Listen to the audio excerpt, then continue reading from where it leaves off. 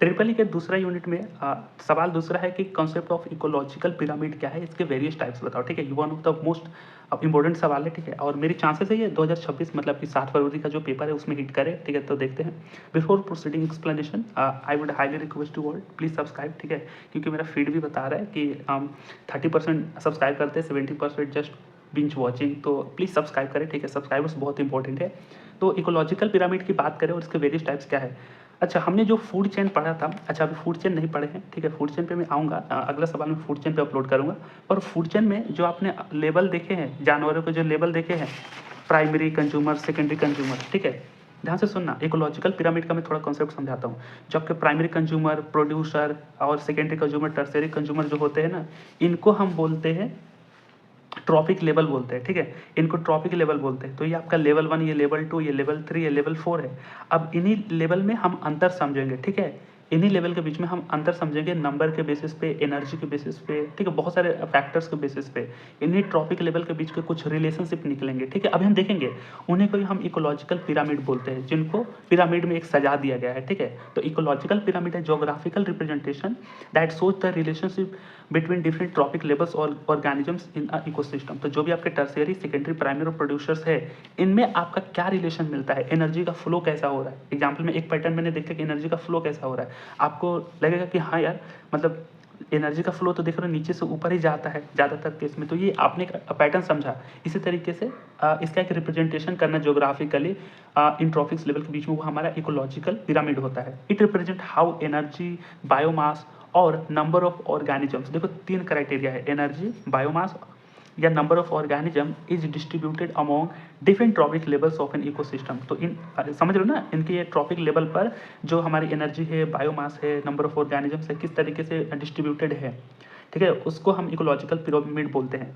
मतलब ecological pyramid वो represent करता है। बात करें किसने इंट्रोड्यूस किया था, ये बस थोड़ा सा ध्यान में रखना, चार्ल्स इल्टन ने 1927 में किया था, जिसे हम इल्टोनियन पिरामिड भी बोलते हैं। ठीक है ना, अब थोड़ा सा कंसेप्ट पढ़ लेते हैं, इकोलॉजिकल पिरामिड होता क्या है। कंसेप्ट मतलब कि हमने एक पिरामिड बनाया, बहुत बढ़िया। नीचे हम प्रोड्यूसर लिखेंगे, उसके बाद प्राइमरी कंज्यूमर, उसके बाद सेकेंडरी कंज्यूमर, उसके बाद टर्शियरी कंज्यूमर, बहुत बढ़िया। अब हम देखेंगे कि इकोलॉजिकल पिरामिड में होते क्या है। ध्यान से सुनो, जो इकोलॉजिकल पिरामिड जो है ना, पिरामिड जो है, ecological pyramid is a pyramid shape diagram where each horizontal bar represent one trophic level of food chain. ठीक है, तो इकोलॉजिकल पिरामिड क्या है, एक पिरामिड शेप हम बनाते हैं जिसमें ईच हॉरिजॉन्टल बार, ये एक हॉरिजॉन्टल बार है, ये एक हॉरिजॉन्टल बार है, ये एक हॉरिजॉन्टल बार है, ये क्या दिखाता है, represent one trophic level of food chain. तो ये एक ट्रॉपिक लेवल है, ये दूसरा ट्रॉपिक लेवल है, ये तीसरा ट्रॉपिक लेवल है, चौथा ट्रॉपिक लेवल है। इस तरीके से फूड चेन बताता है। ये हमने देख लिया। उसके बाद यहाँ पे देखो, द लेंथ या area of each bar represent total number of organisms या टोटल बायोमास या फिर टोटल एनर्जी। ठीक है, तो जो हम ज्योग्राफिकली अंडरस्टैंड कर रहे हैं, तो जो ईच नंबर ऑफ बार है, ठीक है, या लेंथ ऑफ एरिया, ये बात करें, लिखा क्या है, लेंथ या area of each bar represent number of organisms. तो ये जो आपको बार दिख रहा है या फिर ये एरिया दिख रहा है, ये ईच ट्रॉपिक लेवल का जो एरिया दिख रहा है, ये हमें रिप्रेजेंट करता है टोटल बायोमास या कितने नंबर ऑफ ऑर्गेनिजम्स है। ठीक है, या टोटल एनर्जी कितनी है।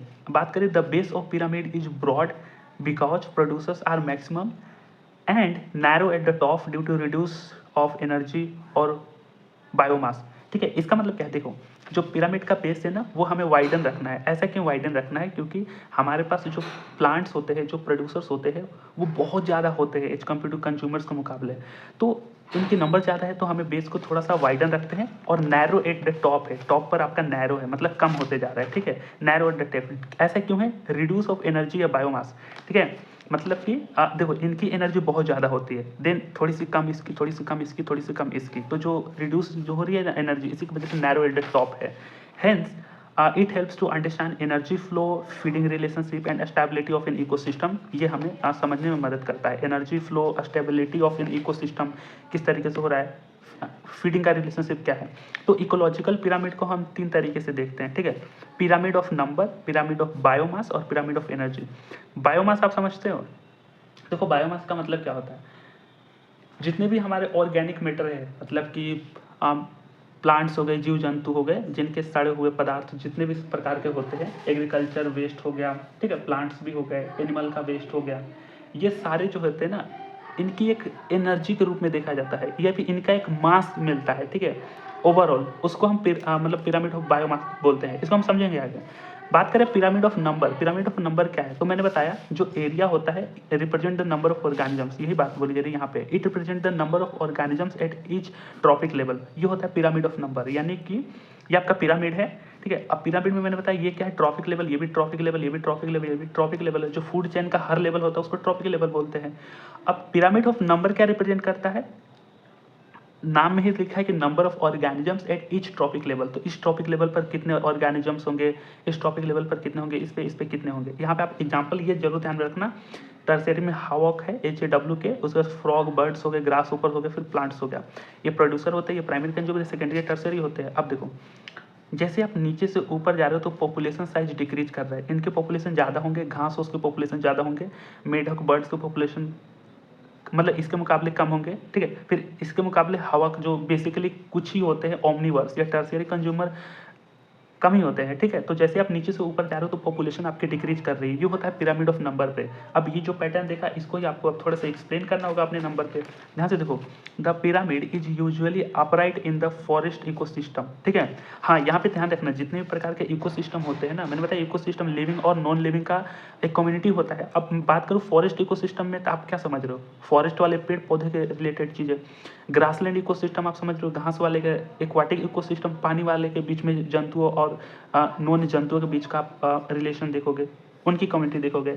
तो अगर मैं बात करूँ ना, इसी का एक्सप्लेनेशन आगे पिरामिड ऑफ नंबर में आपको थोड़ी एनालिसिस करनी है, ठीक है, कि this pyramid is usually upright in the forest ecosystem. Upright word का मतलब समझो, मतलब कि नीचे ज़्यादा ऊपर कम होता है। अपराइट मतलब कि नीचे ज़्यादा ऊपर कम। अब बात करिए किस इकोसिस्टम में, तो जो आपका फॉरेस्ट इकोसिस्टम है, फॉरेस्ट इकोसिस्टम में क्या होते हैं? प्लांट होंगे, ठीक है। प्लांट के बाद ऊपर ग्रास, ऊपर फ्रॉग, बर्ड्स और हवाक होंगे। तो इन केस में क्या होगा? अपराइट। अपराइट का मतलब नीचे चौड़ा, ऊपर पतला, ठीक है, ऊपर कम। तो it is usually upright in the forest ecosystem. जैसे कि मेनी प्लांट्स होंगे, फिर उसके बाद फीवर प्राइमरी कंज्यूमर होंगे, फिर फीवर सेकेंडरी कंज्यूमर होंगे। Got it? ये होता है पिरामिड ऑफ नंबर में आप ये एनालिसिस करोगे। बात करें इन सम इकोसिस्टम, लेकिन कुछ ऐसे इकोसिस्टम में ये अपोजिट हो जाएंगे, ठीक है। इट में बिकम इन्वर्टेड। एग्जांपल में a single tree supports many herbivores insect. अच्छा, इसका मतलब क्या है? देखो ये लाइन बहुत इंपॉर्टेंट भी है, समझना। देखो कुछ केसेस में एक बड़ा सा जो पेड़ है ना, एक single tree supports many herbivores insect. देखो इसके केस में इसका मतलब थोड़ा समझो। पहले क्या है? देखो अगर आप यूजुअली अगर फॉरेस्ट इकोसिस्टम में बात करें तो बहुत सारे प्लांट होते हैं, फिर प्लांट में ग्रास ऊपर हो जाते हैं, फिर कुछ फ्रॉज बर्ड्स हो जाते हैं, फिर हवाक हो गए, ठीक है। अब क्या होता है एक्सेप्शनल केस में, क्या होता है, अब पॉपुलेशन ऑफ जो साइड नीचे से ऊपर बात करें, अगर ये अपराइट है, कई बार होगा कि ऊपर के पॉपुलेशन ज़्यादा होंगे, यानी जो आपके टर्शियरी कंज्यूमर है ऊपर के पॉपुलेशन ज़्यादा होंगे। ऐसा क्यों? कि अगर कोई एक बढ़िया सा पेड़ ले ले, ठीक है, बढ़िया सा पेड़ ले ले, इसका नंबर तो 1 है, बढ़िया सा पेड़ ले, फिर इसने क्या किया, कुछ ग्रास होपर को मतलब ग्रास होपर को सर्व किया, फिर उसके बाद कुछ छोटे कीड़े मकोड़े हो गए, कीड़े मकोड़े, ठीक है, कीड़े मकोड़े ले लिए। अब बताओ किसकी संख्या ज़्यादा है? कीड़े मकोड़े की संख्या ज़्यादा, फिर उससे थोड़ा सा कम ग्रास हो गए, फिर उससे थोड़ा सा कम एक पेड़ हो गया। तो इस केस में क्या हो रहा है कि साइज आपका डिक्रीज हो गया, ऊपर से नीचे यहाँ से देखो तो आपका साइज जो है डिक्रीज हो गया। तो इसलिए होता है कि कुछ केसेस में इन सम इकोसिस्टम इट में इन्वर्टेड, बिकॉज ऐसा क्यों? क्योंकि एक सिंगल ट्री होता है ना, वो बहुत सारे हार्बीवोर्स मतलब समझ रहे हो ना, टर्शियरी कंज्यूमर, इसके अंदर इंसेक्ट भी आ जाते हैं, तो उनको सपोर्ट करता है। आई होप ये समझ गए ना पिरामिड ऑफ नंबर, बहुत बढ़िया। पिरामिड ऑफ बायोमास, बायोमास आप समझ रहे हो ना, मतलब कि टोटल ड्राई वेट या एनिमल या प्लांट जो क्वांटिटी में हम देखते हैं, ठीक है। तो this pyramid represented total living matter या biomass at each trophic level. तो पिरामिड ऑफ बायोमास में हम क्या देखते हैं? हर ट्रॉपिक लेवल पर हम देखते हैं कि कितने लिविंग मैटर या कितने बायोमास उपलब्ध है, ठीक है।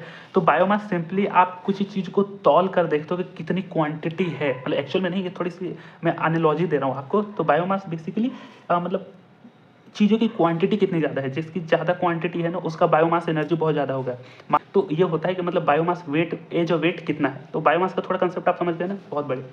तो ये इच ट्रॉपिक लेवल पर अगर हम बायोमास की एनालिसिस करें तो वो हमारा पिरामिड ऑफ बायोमास होता है। Got it? अब बात करें यहाँ पे प्लांट्स, रैबिट, फॉक्स, यहाँ पे हमने एग्जांपल ले लिया।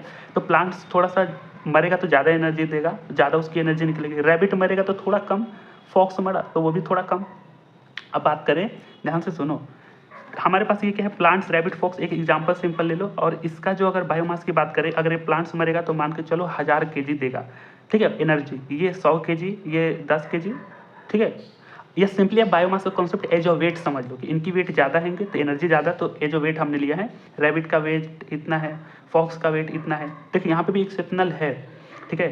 देखो यहाँ पे अवेलेबल बायोमास जो है, इधर से आप इधर जा रहे हो, बेसिकली जो एनर्जी है, देखो यहाँ एनर्जी ज़्यादा मिल रही है, यहाँ कम मिल रही है, यहाँ कम मिल रही है, तो एनर्जी नीचे से ऊपर क्या है, डिक्रीज हो रहा है, तो बायोमास डिक्रीज हो रहा है। और ये आप एग्जाम्पल हमेशा की तरह देते रहना।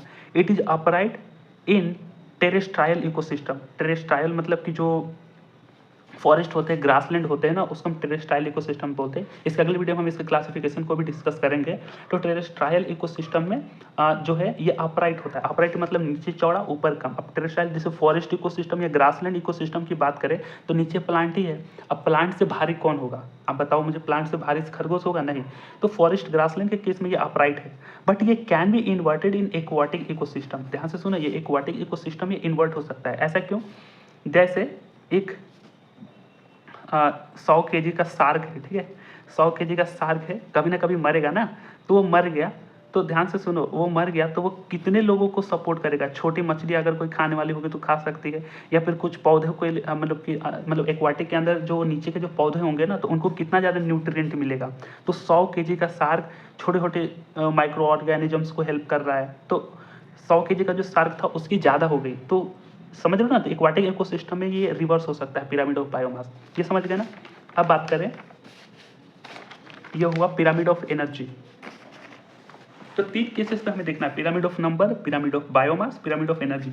यानी कि this pyramid shows the flow of energy at each trophic level. तो हम हर ट्रॉपिक लेवल पर एनर्जी की बात करेंगे। तो पौधे की बात करें, ठीक है, पौधे की एनर्जी क्या है, नीचे ज़्यादा है, 1,500 सैकड़ा 1000 10,000, ठीक है मतलब 1 लाख, ठीक है, 1 लाख किलो कैलोरी। फिर हमने ले लिया 10 के किलो कैलोरी, ठीक है, 1000 के किलो कैलोरी और 10 के किलो कैलोरी, ठीक है।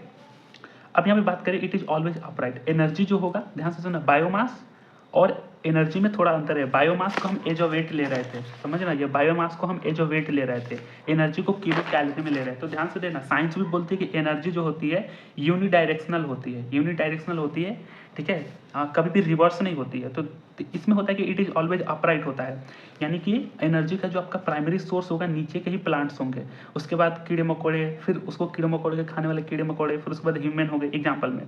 तो ये क्या हो रहा है यहाँ पे, अगर एनर्जी की बात करें तो हमेशा अपराइट होगा। It can never be inverted because energy is always decrease from lower to higher trophic level, ठीक है। ये लोअर ट्रॉपिक लेवल है और हायर ट्रॉपिक लेवल है, ठीक है। तो इस केस में हमारी एनर्जी जो है डिक्रीज हो रही है। जैसे ही आप नीचे से ऊपर जा रहे हो, यानी लोअर से हायर जा रहे हो, तो आपकी एनर्जी देख रहे हो 1 लाख से 10 के हो गया, फिर 1000 हो गया, फिर 10 हो गया। तो इस तरीके से एनर्जी डिक्रीज हो रही है, क्योंकि ये साइंस भी फॉलो करती है, ऑलवेज अपराइट ही होगा।